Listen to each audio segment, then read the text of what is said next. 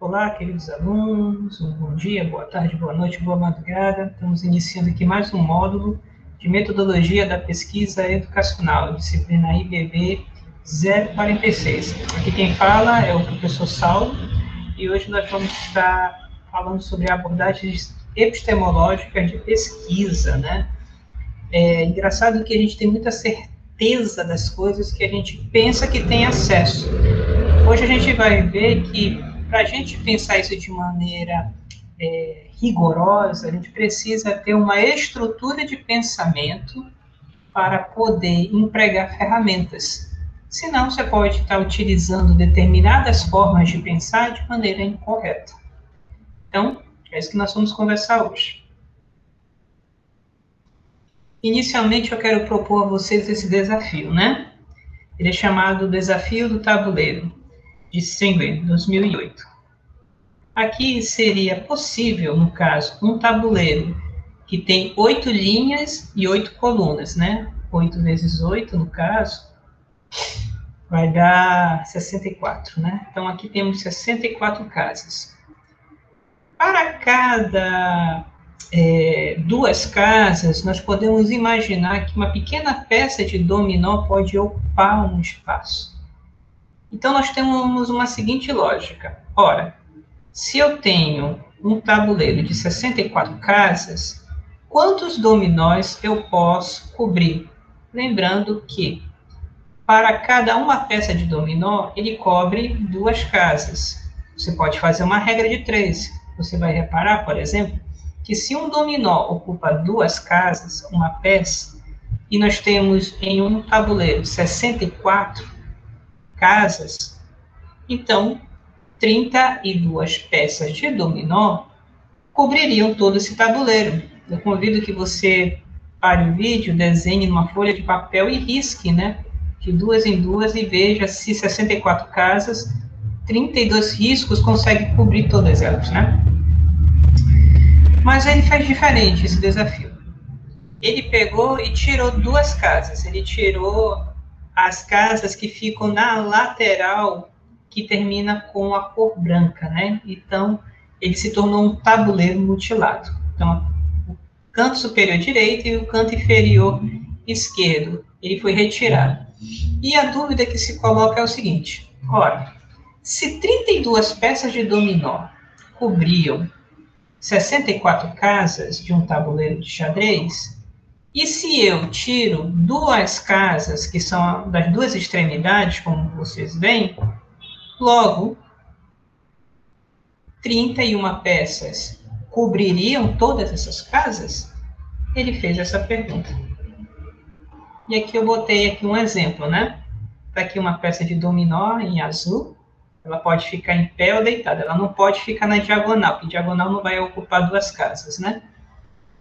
E aí eu gostaria que você tente fazer isso. Desenhe aí e tire essas duas casas, tem que ser exatamente essas, né? Da lateral superior direita e da lateral inferior esquerda.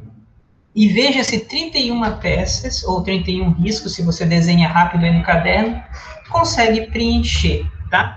Dê um pause nesse vídeo e faça agora. Então, dê pause, tá? 1, 2, 3, voltando. Espero que você tenha conseguido fazer. Bem, se você fez direitinho, eu desafio que você conte direito essas peças. Se você diz que 31 peças cobriram, eu acho que você está enganado. Eu acho que ficou alguma coisa errada.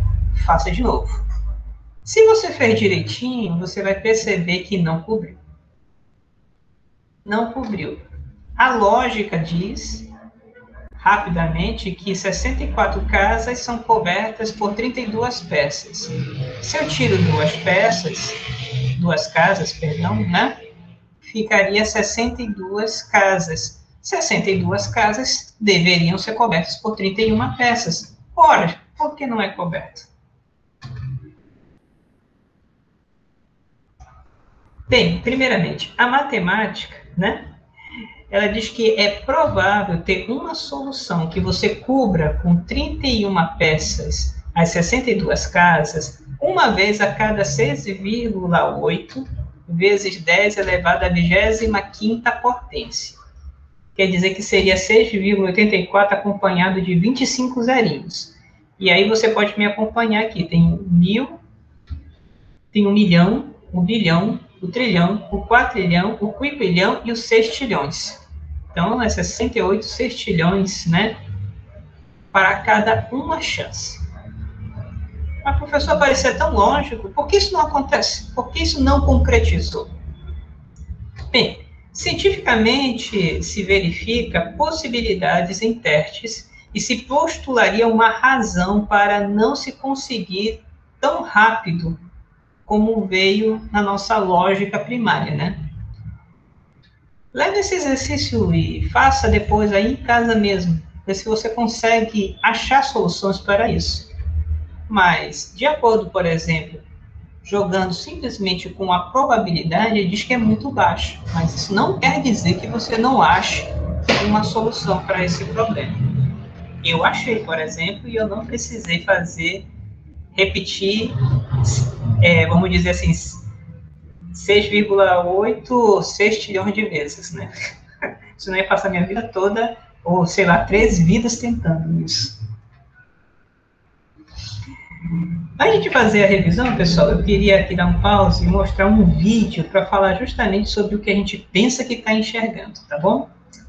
Deixa eu tirar aqui, parar a minha apresentação. E vou aqui passar um pequeno vídeo para vocês assistirem.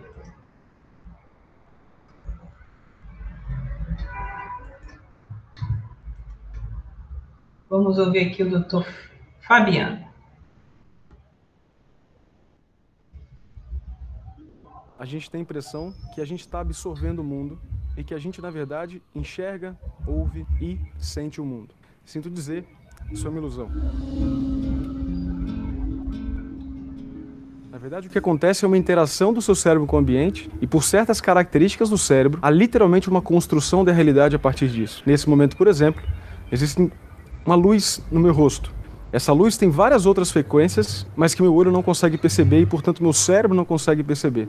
E daí a construção que eu faço dessa sala depende literalmente de cada frequência de onda que cada objeto absorve ou emana para o meu olho. A mesma coisa do som. A gente não ouve tudo que tem, pelo contrário, a gente ouve uma determinada frequência. E a partir dessa frequência de onda, estimula a minha membrana timpânica e a partir daí, esse estímulo mecânico é transformado pelo meu cérebro no que você chama de som. O som não existe no mundo.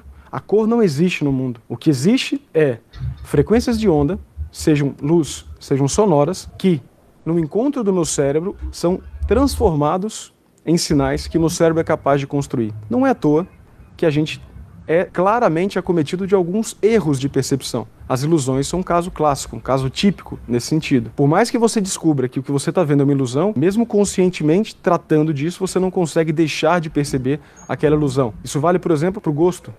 O que é o gosto da comida? Não há gosto na comida, porque na verdade há determinadas moléculas que ou a minha língua ou o meu nariz estão sensíveis e como conseguem ser transformadas em quadro subjetivo que eu chamo de gosto. Emoção da mesma maneira. Ela nada mais é do que uma construção da sua consciente de um ato imediato, inconsciente. Uma enxurrada de hormônios que seu corpo faz perante certas situações. O medo, portanto, aquele desconforto que você sente, seja no estômago, seja atrás do peito, aquilo tudo é transformado pela sua consciência nesse nome. Mas antes de ser consciente, ele é um programa inconsciente disparado pelo seu próprio cérebro. Isso, claro, que tem implicações muito imediatas e muito fortes, mas o nosso cérebro é uma máquina tão fantástica que, mesmo discutindo, provando pela ciência que vivemos, portanto, numa ilusão contínua, não muda o fato de que essa máquina fantástica chamada cérebro, inconscientemente, mantém esse padrão, para que você possa funcionar da maneira mais adequada possível para sobreviver no mundo. O seu cérebro não importa com perfeição, ele importa com suficiência. E por mais estranho, e talvez até decepcionante que seja essa discussão, na verdade o maravilhoso disso tudo é mostrar que a natureza sempre privilegia o bom, nunca o ótimo. O ótimo de uma função quer dizer prejuízo de outros. E esse equilíbrio é essencial para a sobrevivência, tanto na savana africana, quanto hoje em dia na nossa sociedade. Se você se interessar... Interessante, né, pessoal? Aqui o comentário do professor Fabiano Morim, né? Um vídeo da Casa da Ciência. Às vezes nós achamos que nós conhecemos as coisas porque elas existem no mundo lá E, claro, eu entendo que existe uma realidade fora de nós. Por exemplo, você está olhando para um monitor, possivelmente, ou para um celular. Esse celular existe independente de você, né? Contudo, algumas formas de nós conhecermos o mundo não é assim desse jeito. Ele passa por vamos dizer assim, um equipamento biopsíquico, né? Bio porque ele tem uma passagem do ambiente para o contato sensível com o seu corpo, né? A visão, no caso, seria a luz, que ela é convertida, no caso, em impulsos elétricos, o som é uma onda sonora mecânica, né? A luz seria eletromagnética. O gosto seria o contato com determinados tipos de moléculas, né? Que seria a parte química. A mesma coisa o tato. E aí nós achamos que nós conhecemos por termos acesso. Mas pare e pense, não existe o som em si lá fora. Não existe, vamos dizer, as cores em si lá fora. É só uma produção do nosso aparelho biopsíquico. O gosto em si também. O olfato, né? Vamos dizer assim, os cheiros também. Professor, então está dizendo que isso não existe? Não estou dizendo que ele não existe. Ele existe para você e para mim. Mas lá fora, não. Para a pedra, não existe, vamos dizer assim. Ela não tem um aparelho biopsíquico para poder fazer essa conversão, né? E se chegasse outros ETs, talvez, uns ETs aí, né? Veria de uma outra maneira. Então, se você for estudar, por exemplo, peixes, né? Na parte cordada, você vai ver que o peixe tem um sentido a mais, que é a linha lateral. Então, ele sente as ondas, coisas que a gente não sentiria com a nossa pele. Velocidade de onda, por exemplo, né? Então, os sentidos são conversões. Então, quando a gente diz que nós conhecemos as coisas, o que nós, na verdade, conhecemos é algumas sensações e nós processamos por meio da nossa mente. Então, quando você diz que algo é aquilo, você tem, de uma certa maneira, ter um cuidado, porque o que existe é um processamento interno daquilo. Com isso, vamos voltar aqui para o nosso slide.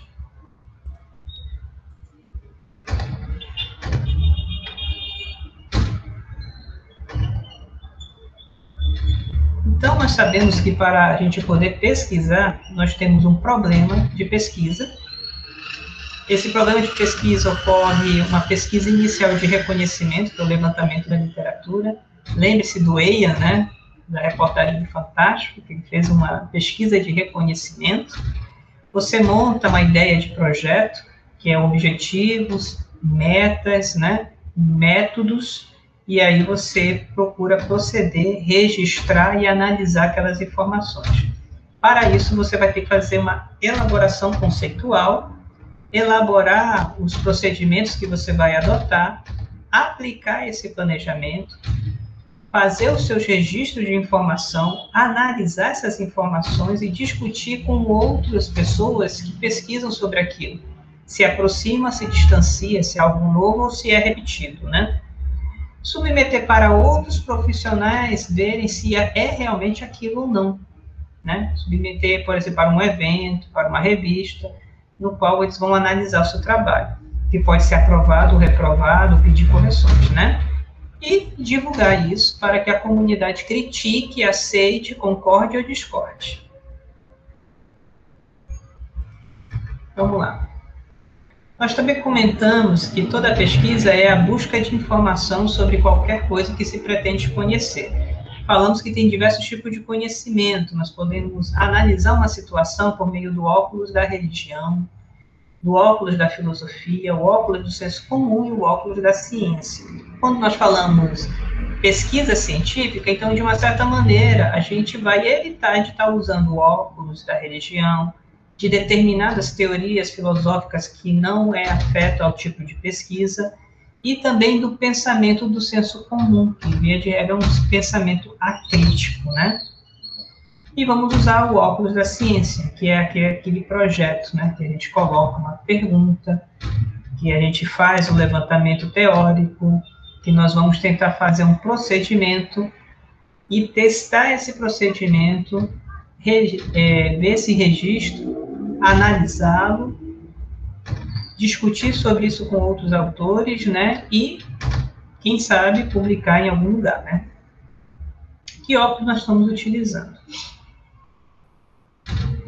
Então, no caso, na ciência, ocorre uma leitura de teorias científicas realizadas pelos seres humanos, né? Situada em um determinado contexto histórico.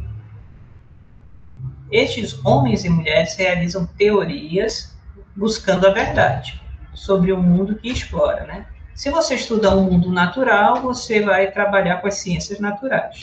Se você está trabalhando com o mundo social, você vai estar usando as ciências sociais e humanas, né? São objetos de pesquisa diferentes, com características diferentes, logo teorizam de forma particular sobre ciência. As ciências naturais, ele vai entender um objeto que ele não tem consciência de responder, né? Então, ele reage. Ciências sociais, não, são seres singulares, no qual eles têm uma consciência que pode responder situações iguais de maneira diferente.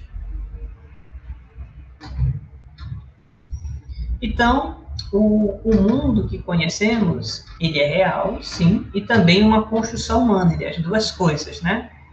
Limitado pela nossa concepção num contexto histórico-cultural, né? O objeto que pesquisamos, no caso é a educação, na área de ciências humanas e sociais, né? Que são diferentes das ciências naturais. Isso daqui é uma revisão, tá, pessoal? A educação é uma área que buscamos construir o conhecimento para a cidadania e produtividade. Por que pesquisamos nessa área? Pesquisamos porque queremos contribuir com a sociedade. Coisas que tornem a pessoa uma cidadania mais crítica, né? E que ela produza mais. A pesquisa que fazemos é necessário para melhorar cada vez mais a nossa concepção de mundo no qual nós vivemos. E para isso nós vamos usar uma área da filosofia, que é incrível, né? Para poder falar sobre ciência, a gente vai primeiro passar pela filosofia, né? Que é chamado de epistemologia ou teoria do conhecimento, né? Episteme, no caso, né? Não sei se você sabe, mas eu acho que sim, a gente botou no nosso texto. No mundo antigo, não existia a palavra ciência, né? Até a Idade Média, a palavra que nós entenderíamos naquela época como ciência seria episteme, né? Que seria conhecimento, né? Episteme em grego. A palavra ciência vai aparecer já na Idade Média como scientia em latim, que quer dizer a mesma coisa, conhecimento, né? Então, seria a ciência do conhecimento, né? É um ramo da filosofia que trata dos problemas filosóficos relacionados com a crença e o conhecimento. É um estudo científico da ciência, conhecimento e a sua natureza e as suas limitações. A epistemologia estuda a origem, a estrutura, os métodos, a validade do conhecimento, motivo pelo qual também é conhecida como teoria do conhecimento. Ora, por exemplo, as ciências, ela é própria para falar sobre questões de vida pós-morte? Não é, pessoal. Por quê? Porque o tipo de conhecimento trabalhado pelas ciências, normalmente, é do campo natural. E a ideia, por exemplo, de vida pós-morte não pode ser verificada. Então, o conhecimento produzido pelas ciências não condiz com esse tipo de realidade. Agora, ela pode ser investigada como conhecimento religioso, a maioria das religiões se fundamentam na ideia de revelação, e aí vai ter uma epistemologia da religião, que vai analisar os conhecimentos se são realmente consistentes. Contudo, eu não posso pedir para a religião falar para mim sobre evolução das espécies, sobre cosmologia do universo. Por quê? Porque ela não versa sobre esse tipo necessariamente de conhecimento. Ela pode trazer algumas orientações, alguns diálogos, mas ela não trata sobre isso, né? Então, são conhecimentos diferentes, então, epistemologia diferente, condições de conhecimento diferentes, né? E aqui nós fazemos esse pequeno esquema, que eu vou aumentar aqui o tamanho dele. O que seria, no caso, conhecimento? O conhecimento são crenças verdadeiras e justificadas. Aqui você tem o campo azul das crenças, né? Que que é tudo aquilo que você acredita. Amanhã vai nascer o sol. Depois do dia vem a noite, né? Todo flamenguista é triste por torcer pelo Flamengo. Todo vascaíno é triste por torcer pelo Vasco. Assim, é uma crença de um flamenguista para o vascaíno, assim é a crença de um vascaíno para o flamenguista, né? A crença não precisa ser provada. A crença é uma crença. Quem é que tem uma crença, né? É um sujeito. O sujeito tem o seu aparelho biopsíquico e possui uma mente. E nessa mente ele desenvolve uma crença, ele acredita em alguma coisa. A crença, lembre-se, não precisa ser justificada, não precisa ser provada. E a crença não precisa ser verdadeira, você pode acreditar, você lembra? Todo flamenguista é triste. Será que isso é verdade? Eu dizer que todo vascaíno, por exemplo, é triste? É uma crença? Ela pode ser verdadeira, pode ser falsa. E o que vai ser o conhecimento? O conhecimento vai ser uma crença que é verdadeira. Mas preste atenção. Não basta ser verdadeira. Por exemplo, eu sei que o sol vai nascer amanhã. Ele é uma crença e é verdade. Mas qual é a diferença dela de ser uma crença verdadeira do conhecimento? É a justificação. Como eu justifico isso, né? A justificação, ela vai ser, no caso, uma correspondência com o objeto. Por exemplo, eu digo, vai nascer o sol amanhã, porque todos os dias tem amanhecido. Como tem amanhecido todos os dias, no ciclo de 24 horas, logo, por intuição, eu digo que vai nascer amanhã. Então, eu justifiquei, né? Esse conhecimento, ele é, vamos dizer assim, o mais fiel, o melhor de todos? Não, eu poderia fazer um outro conhecimento. Eu posso usar a ciência e dizer que existe um movimento de rotação da Terra que produz uma exposição ao Sol. E vai nascer o dia porque esse movimento está ocorrendo. É uma justificativa, né? Então, não é mais uma mera crença que vai nascer o sol. É uma crença com justificativa. Então, se torna-se conhecimento. Eu poderia fazer essa justificativa de outras maneiras. Como eu botei aqui, o que é verdade? Verdade está ligada à correspondência com o objeto. O que eu digo e que é verdade corresponde com o objeto. Ele é um discurso coerente sobre o objeto. Eu construo uma forma de interpretar aquele objeto, né? Ou ele é um consenso entre especialistas. Existem várias explicações concorrentes, mas os especialistas têm um consenso que aquela forma de explicar é a melhor. E aí se torna também uma justificativa viável. Então, a verdade, ela é alcançada por 3 caminhos. A correspondência com o objeto, um discurso coerente sobre o objeto e um consenso entre as pessoas que trabalham com aquilo sobre aquele objeto. Eu posso, por exemplo, criar uma resposta, um conhecimento baseado no senso comum. Eu crio uma explicação alternativa. Eu posso dizer, olha, por causa da água, que sempre está nascendo em direção da posição nascente, como sempre teve água e sempre teve sol, e essa água sempre ela vem da direção do sol, como amanhã vai ter água, amanhã vai ter sol. Eu faço uma associação. Essa associação é verdadeira? Pode ser não. Mas eu peguei aquilo que eu tenho no meu meio comum. Eu estou usando o senso comum. A diferença do senso comum é que ele não é rigoroso, né? Não tem nada a ver água com Tibet. Mas eu sei disso por causa do conhecimento científico. Eu poderia fazer um conhecimento filosófico. Eu poderia dar uma justificativa religiosa. Então, dependendo da origem, senso comum, filosofia, religião e ciência, eu estou dando uma justificativa que vai gerar uma forma de conhecimento sobre aquilo. Então, eu tenho crenças. Não basta que elas sejam verdadeiras. Para ser conhecimento, elas precisam ter justificativa. E do nosso campo, que estamos trabalhando com ciências, né?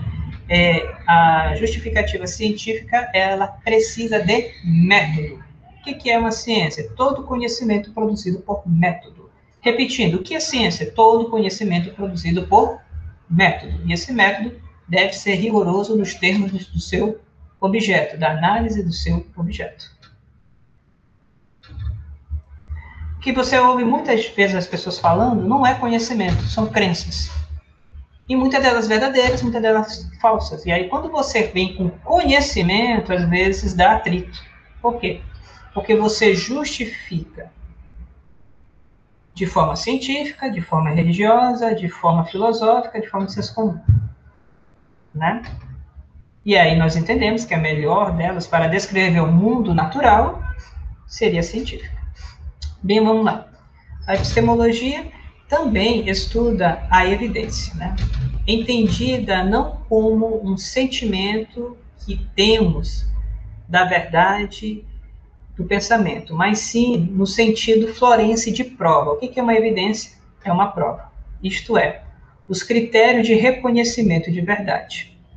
Até a questão da possibilidade do conhecimento, o sujeito pode tomar diferentes atitudes. Por exemplo, aqui eu coloquei, existe a mente, que é o sujeito representado por esse olhinho, que observa. Aqui o objeto, que é a realidade, e o ato que ele faz, que é a observação. Ele pode fazer isso de maneira dogmática, que ele acredita que o conhecimento é seguro e universal, e não existe mediação, ele tem acesso direto à realidade, né? Por exemplo, eu falei ainda agora que nós não vemos as coisas, nós vemos o quê? A luz que bate, né? Que reflete nas coisas. Nós não ouvimos o mundo. Nós, na verdade, temos contato com ondas sonoras que se transformam em som no nosso cérebro, né? Então, é mediado. Mas o dogmático não, ele acredita que ele tem acesso direto à realidade. Não existe nenhum ruído nessas coisas. Até brinco. Imagina um daltônico que troca o verde pelo vermelho, ao contrário. Aquilo que você enxergaria, por exemplo, como uma árvore verde, ele enxergaria como uma árvore vermelha. Então, a experiência dele, quando você diz é verde, ele vai olhar e não vai enxergar o verde. Porque o seu cérebro não codifica o verde. E assim por diante, pessoal. A gente tem que evitar o dogmatismo no seu excesso. O que é? Você achar que tem que ter certeza de tudo que você tem acesso. Que não tem. Você não tem como ter certeza. O ceticismo já é vamos dizer assim, o seu antípoda, o contrário. Ele duvida que seja possível um conhecimento firme e seguro. Ele fala que não existe conhecimento porque nós não temos acesso aos objetos, porque eles são mediados. Se é mediado, como ter certeza que realmente aquilo é aquilo que nós estamos tendo acesso? Mediado. O cético, ele não acredita que o conhecimento seja possível, né? Ele é autorrefutável, ele refuta a si mesmo, porque isso já é um conhecimento, né? Não conhecer é um conhecimento, então ele se autorrefuta. Mas tem um certo valor, o valor que ele diz é por que nós devemos confiar tanto? Isso é interessante para o cientista, que ele não pode estar, vamos dizer assim, confortável com as coisas ao seu redor. Ele tem que ter aquela sementinha da dúvida para poder investigar, estudar, não ficar contente com o senso comum, não ficar contente com o conhecimento filosófico ou religioso, ele vai mais a fundo, né? O relativismo, ele nega a existência de uma verdade absoluta e defende a ideia de que cada indivíduo possui a sua própria verdade. Aqui é um problema, porque se cada indivíduo tem a sua própria verdade, e essa verdade sua é diferente da do outro, não é verdade. Então, o interessante do relativismo é que ele para e faz com que você enxergue que a forma com que cada sujeito interage, existe uma especificidade, uma idiosincrasia, quer dizer, algo singular. Isso é interessante mesmo, né? Porque cada pessoa pode apreender aquilo de uma forma que tem uma variação do outro. Contudo, se existe algo fora de mim, que é real, ele é real não só para mim, mas para os outros também. Mesmo que o seu aparelho possa ou não estar calibrado para poder apreender aquela realidade como a maioria, né? E nós temos o perspectivismo, que defende a existência de uma verdade absoluta, só que nós não somos capazes de chegar nela, né? É uma ideia também interessante, ele defende a ideia de aproximação. Nós não conhecemos toda a verdade, mas nós nos aproximamos dela. Por meio das teorias, das ferramentas, nós chegamos próximo. Aqui eu botei, por exemplo, 2 quadrados. No caso, é o teorema de Pitágoras, né? A soma do quadrado dos catetos é igual ao quadrado da hipotenusa. Você vai ver aqui, por exemplo, né, o A e o B. O que é o A ao quadrado? O A ao quadrado é ele formando uma área, né? O que é o B ao quadrado? O B ao quadrado ele é formando também uma área, né? Aqui vai formar um quadrado grande e um quadrado menor. A soma desses 2 quadrados vai gerar o C, que vai ser isso daqui, ó. Essa dimensão. E aí você consegue achar todo o valor da área daquele quadrado, né? Você vai ter A, B e C. Agora, você consegue enxergar isso na natureza? Olha, eu consigo enxergar a soma dos quadrados do cateto é igual ao quadrado da hipotenusa. Não, você não enxerga. Isso daqui, por exemplo, é uma dedução lógica. É um teorema matemático de dedução lógica. Geométrica ainda por cima. Então, você vai ter uma impressão geométrica abstrata. Isso existe? A gente está demonstrando aqui que existe. Mas onde isso está na natureza? Desse jeito, não está na natureza. A mesma coisa, o número 1 está na natureza? Número 2, número 3, número 1 trilhão? Você encontra o número 4 aí pulando de galho em galho? Onde estão os números? Os números, como a formação geométrica, é uma construção intelectual humana. E que nos contribui para conhecer, formular e padronizar as coisas que nós conhecemos. Tudo nós usamos números, né? Então, pessoal, isso são conhecimentos humanos. Uma coisa é a nossa produção intelectual, os modelos que nós formamos mentalmente, é uma coisa. As impressões que nós temos do mundo externo é outra. E a forma pelo qual nós construímos isso também é outra. É por isso que a gente não pode se enganar, se iludir, como nós colocamos no vídeo, no início, que nós conhecemos as coisas diretamente. Não. O pessoal até brinca, nós estamos numa Matrix. Mas não é uma Matrix que as máquinas nos oprimem, é uma Matrix agora, no sentido de que nós estamos produzindo essa realidade mentalmente. Isso não quer dizer que não é real, mas a gente tem que entender que nós somos, por exemplo, suscetíveis à ilusão, suscetíveis a achar que conhecemos, e na verdade não, nós temos crenças, que às vezes são verdadeiras. Agora, quando essa crença é verdadeira e justificada, aí sim que ela é conhecimento. E viagem, né? Tipos de conhecimento. Nós temos os conhecimentos de fato, né? Por exemplo, 1 mais 1 é igual a 2. No dia, acho que é 21 de abril. Deixa eu ver aqui. 21 de abril é o dia do Tiradentes. Pode ser, né? É um conhecimento de fato, né? É um conhecimento declarativo, né? Simbólico. Nós temos aí o nome do seu pai é João, o nome da sua mãe é Maria, por exemplo. Temos outro tipo de conhecimento, que é chamado conhecimento de saber como, know-how, né? Por exemplo, andar de bicicleta. Alguém consegue escrever e descrever como é andar de bicicleta? Vocês, fazendo o aviãozinho, não tiveram dificuldade de descrever como fizeram o aviãozinho, né? Por quê? Porque era algo de fazer, né? E, na verdade, isso está ligado a um tipo de conhecimento chamado de habilidade ou competência. E é um tipo de conhecimento, novamente, difícil de descrever, mas ele existe, né? Existe o conhecimento de familiaridade, né? Que é algo muito pesquisado na neurociência e ainda está no início, né? Como é que nós conseguimos reconhecer os traços do rosto das pessoas que nós temos familiaridade? É incrível como nós conseguimos padronizar as coisas e ver familiaridade nos objetos externos que nós vemos, que nós ouvimos ou que nós tocamos. Intuitivamente, né? É um tipo de conhecimento. E aquele que é mais usado pela ciência, que é o proposicional, ou proposições ou sentenças, né?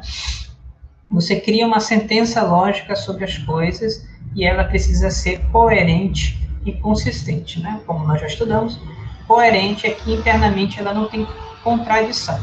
Consistente é que ela responde bem às perguntas externas. E aí você coloca a sua premissa, que é a sua hipótese, o conjunto de conhecimentos proporcionais e a sua conclusão. Disso nós vamos ter dois tipos de epistemologia. A global, que fala de todo tipo de conhecimento, né? E aquela que é mais específica, como a epistemologia da física, da matemática, da sociologia, né? Que vai estudar como produz o conhecimento de uma determinada área específica. E aí nós começamos com a primeira escola epistemológica da ciência, que é o positivismo. Surgiu especialmente na Europa, século XVII, por exemplo, né, para frente.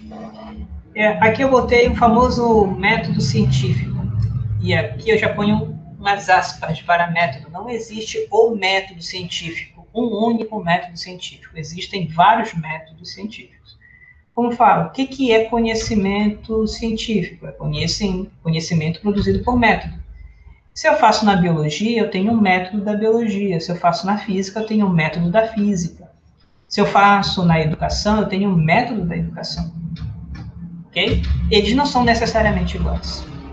Mas o positivismo, ele trouxe uma contribuição bem interessante. Ele coloca que ele despreza as outras formas metafísicas, que seriam as formas epistemológicas de pensar o conhecimento, e funila tudo dizendo que o que existe é aquilo que é fisicamente verificável. Fisicamente verificável. Então, o que ele vai fazer? Ele vai ter uma teoria, ele vai imaginar uma teoria, por isso que é um conhecimento idealizado. Ele vai, a partir dessa teoria, criar uma hipótese, né? Nessa hipótese, ele vai submeter a um experimento, e nesse experimento vai sair os dados, que vai ser o resultado. Nesses dados, você vai, por meio da conclusão, verificar se a sua hipótese está correta, se você adota, ou se você recusa, ela se mostrou falsa. Se mostrou correta, quer dizer que possivelmente aquela premissa, aquela teoria, ela tem posições sustentáveis. Se dá falsa, não é sustentável, né? Então, qual é a parte interessante? É pela humildade de dizer que o conhecimento precisa ser testado. Vamos lá. O fundador dele foi, no caso, já vocês têm os vídeos para assistir, eu recomendo que assistem, né? A maratona de filosofia moderna, no caso, que são especialmente filósofos da ciência, tá, pessoal? O Augusto Comte, né, foi o que a gente chama de pai do positivismo, em francês. No caso, a sua filosofia é um idealismo filosófico que apresenta nele uma das linhas, né, do idealismo subjetivista. Ele faz uma exaltação aos fatos, é dele que fala, né, contra fatos não há argumentos, né. Os dados da experiência é a única verdade. Então, se eu tenho um conhecimento que não pode passar pela experimentação, não é conhecimento para ele. Vamos imaginar amor. Você pode experimentar amor? Dependendo de o que você chama de amor, sim. Ou não. Se você não pode experimentar, não pode passar por um teste, então aquilo não é conhecimento. É uma crença. Pode ser uma crença verdadeira, mas não chega a ser conhecimento, né? Então, o conhecimento se afirma numa verdade comprovada, no caso, submetida aos testes, né, à verificação, sendo, assim, considerado o método experimental, o caminho para o pensamento científico, a verdade comprovada e jamais questionada. Por quê? Você lembra? Contra fatos não há argumentos. Então, Augusto Comte, ele fez uma atividade que, curiosamente, paradoxalmente, se tornou uma religião. Ele colocava que a metafísica religiosa, que é a estrutura de explicação da religião, que necessariamente não dá para passar por teste, por exemplo, não dá para passar por teste físico o conceito de Deus, não dá para passar por teste físico o conceito de anjo ou de demônio. Olha, não dá para passar pelo teste experimental, então não é conhecimento. Mas o mais engraçado é que o pessoal gostou tanto disso que aqui no Brasil tem a igreja positivista. Transformou-se em religião, né? Vamos lá. Paraconde, ele falava que havia a lei dos 3 estados do homem, né? A evolução do pensamento humano. Primeiramente seria o teológico, que iria uma ideia de um conhecimento ligado aos mitos, às narrativas, ligados a coisas sobrenaturais, né? Tem aqui, no caso, o metafísico, que estaria ligado à filosofia, que são estruturas lógicas de explicar o mundo, e o último que ele chamou de positivo, que é aquele que passa pela hipótese, experimentação, né? Aquele método científico que nós falamos no início, né? E ele classificava as ciências como matemática, astronomia, física, química, fisiologia e o que ele chamava de sociologia, que na verdade era física social. Então, aquilo que era empregado na física, ele queria empregar no estudo da sociedade, né? Então, o positivismo, ele rejeita o conhecimento metafísico, devendo limitar-se ao conhecimento positivo, aos dados imediatos da experiência, defendendo a ideia de que tanto os fenômenos da natureza como os da sociedade são regidos por leis invariáveis. O que quer dizer invariáveis? Não variam. Aquela situação ela é encontrada sempre em todos os momentos. Por isso que é uma lei, né? Invariável, porque ela não vai mudar, né? Aqui eu botei a ideia do macaquinho para o homem, que na biologia é uma figura errada, porque a evolução não ocorre assim, né? Ela ocorre por vários certos biológicos e erros, né? É uma árvore, vamos dizer assim.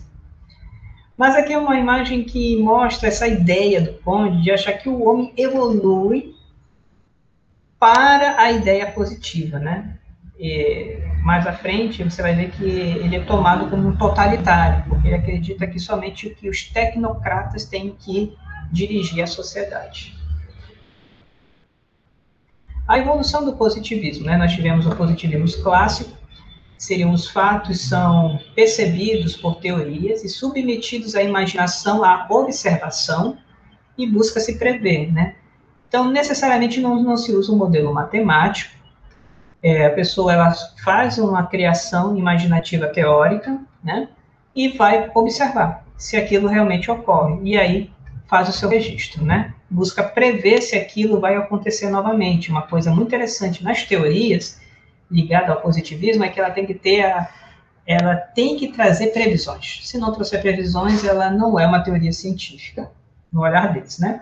Tem um empírico criticismo, que seria a ideia de você entender que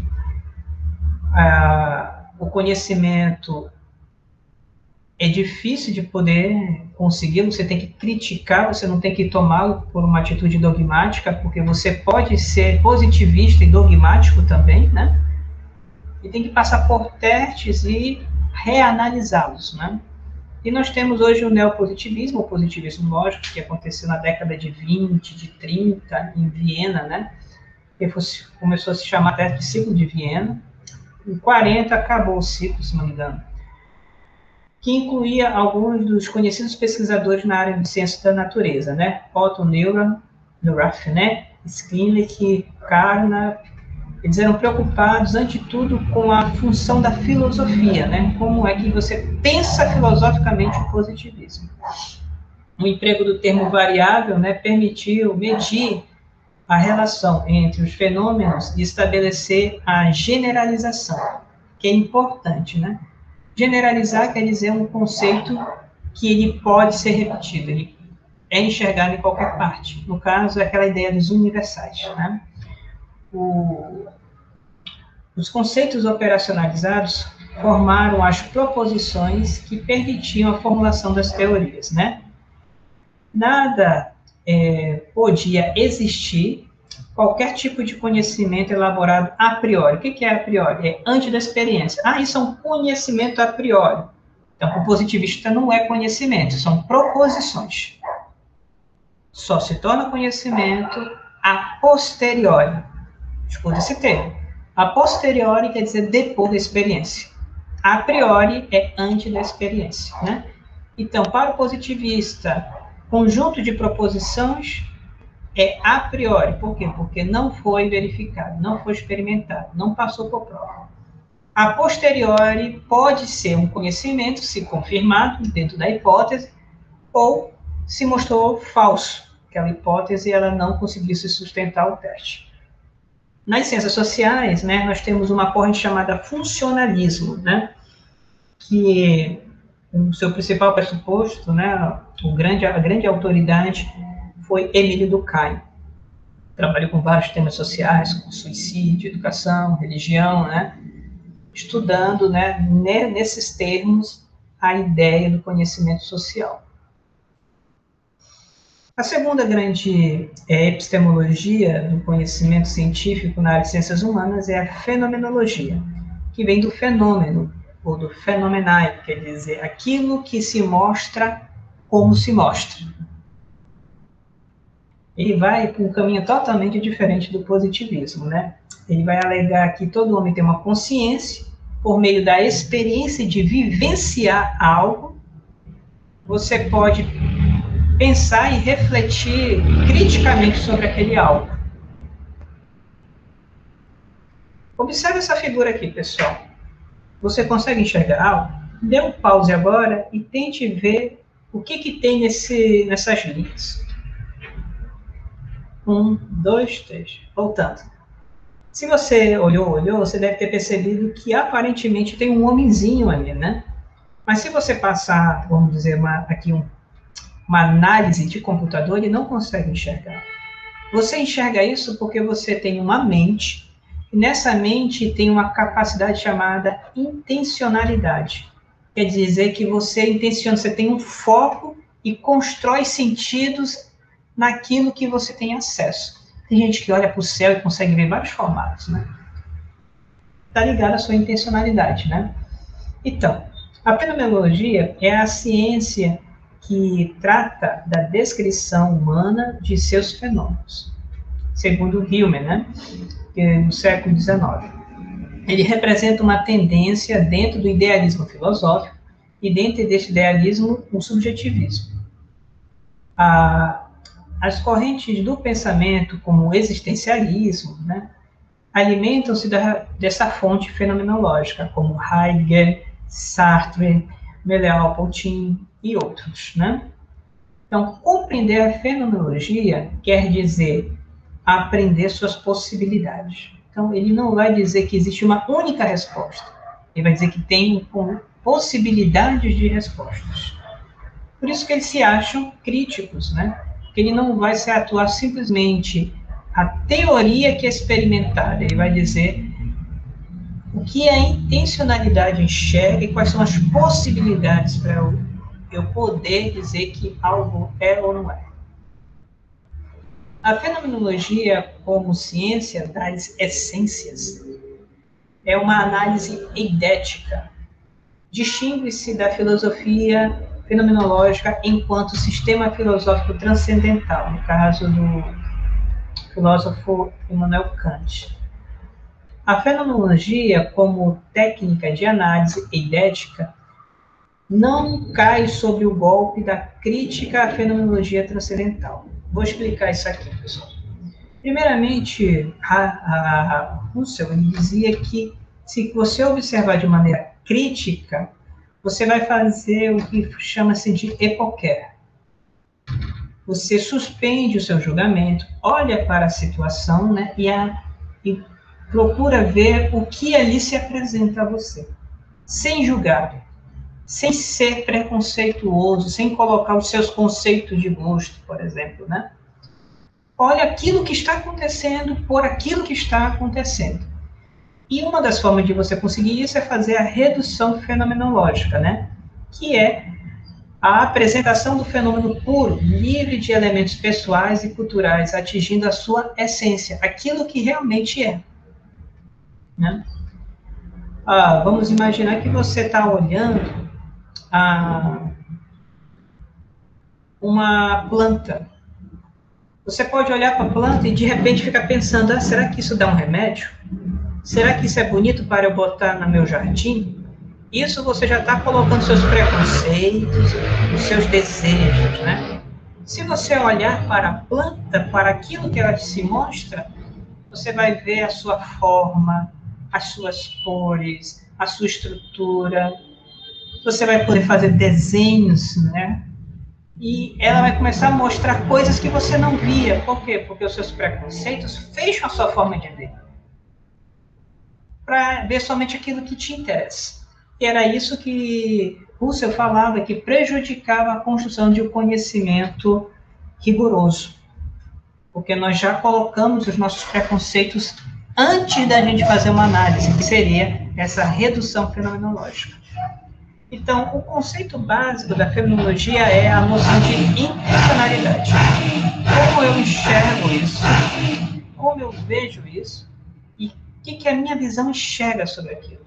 E lembre-se que somos pessoas diferentes e nós podemos, de repente, captar detalhes que um ou outro não enxerga, por causa dessa intencionalidade. Aqui tem uma pequena imagenzinha. Observem só. Aparentemente são coisas que não parecem ter significado, né? Tem um quadro ali com alguns répteis, e parece que esses répteis vão saindo, subindo por um livro, né? E volta para ele mesmo. Essa aqui, ela é uma arte que ela tem um teor fenomenológico. Por quê? Porque ele está mostrando algo que você pode enxergar e você pode chegar a um entendimento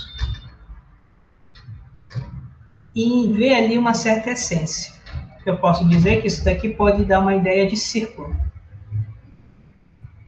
Essa ideia de círculo mostra, por exemplo, algo em 2D para algo para 3D e retorno para algo para 2D. O que isso tem a ver com pesquisa, professor? É justamente como a gente olha as coisas, se a gente permite que as coisas, que nós enxerguemos aquilo que está na nossa frente, ou que a gente quer impor significados que nós já temos. Então, a intencionalidade é a consciência que sempre está dirigida para o objeto. Observe esses círculos aqui, verdinhos. Se você enxergar um 8, quer dizer que você não é um daltônico. Se você não enxerga o 8, possivelmente você tem algum problema. É engraçado como nós enxergamos um 8, não enxergamos bolas, simplesmente por bolas. Nós fizemos o sentido do 8, né? Então, o princípio que não existe objeto sem um sujeito. Só tem sentido as coisas porque tem uma mente que pensa, né? Então, a intencionalidade se apresenta à consciência de estar orientada para o objeto. Meus olhos buscam esse objeto, em outras palavras, né? Não é uma possibilidade nenhum tipo de conhecimento se o entendimento não se sente atraído por algo, concretamente por um objeto. A intencionalidade é algo que é puramente descritivo, uma peculiaridade íntima de algumas vivências. O método da redução fenomenológica, ela é empregada no ato de descrever, de eu tentar detalhar o máximo possível que eu consigo enxergar, e ali a minha intencionalidade vai conseguir ser orientada para esse objeto. A fenomenologia descreve os fatos, não explica e nem analisa. O seu principal objetivo é o mundo vivido, ou seja, o sujeito de forma isolada. A fenomenologia não leva em consideração a historicidade, mas descreve um pouco mais os fatos e exalta a interpretação do mundo intencionalmente. Aqui é muito ligado à medicina, pessoal. As pesquisas clínicas que o médico vê, né? mas especialmente a ideia de nós buscarmos ver e descrever as coisas de maneira rigorosa. Vamos dar agora o nosso intervalo. Até mais.